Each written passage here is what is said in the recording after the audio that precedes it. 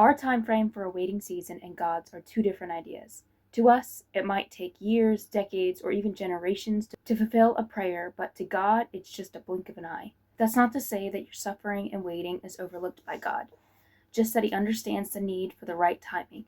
He knows the best time for that blessing to finally come. What we don't always keep in mind with an answered prayer is that even if we might be the only one praying and pleading for God for this breakthrough, it's not us alone that will be affected. So, as a resulting need, God has to make sure that every other piece is in place to maximize that blessing's effect. Let's put it this way. Have you ever seen a line of dominoes?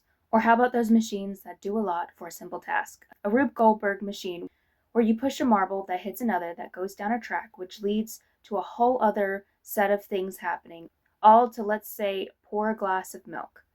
So whichever you decide to picture in your head, a domino or a small part of the greater machine, realize that you are part of a bigger picture that affects more than you.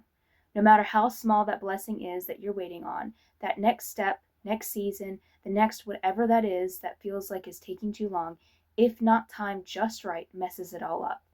You could be the first domino or the first marble, and if you go too soon, the rest of everything is not yet set up. Or you could be at the end of a long line of effects of other things needing to be timed just right for you, and still, if you don't wait, you won't get the best out of it.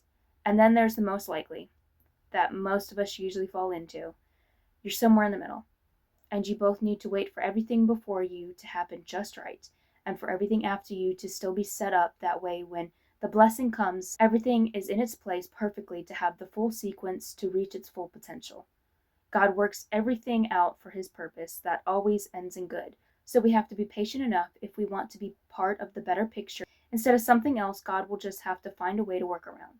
Yes, we can slip up and have to ask God to help us get back on track. But the important thing is trying and making the effort to grow in our understanding and desire for God and a relationship with Him. It's through that relationship that you can become a better version of yourself and make a better impact on the world around you. And I know now more than ever, the world needs those wanting and willing to steward the love of God and His blessings. God bless you, loves, and ask God to help you see ways to shine His light a little brighter and how you can bless someone today.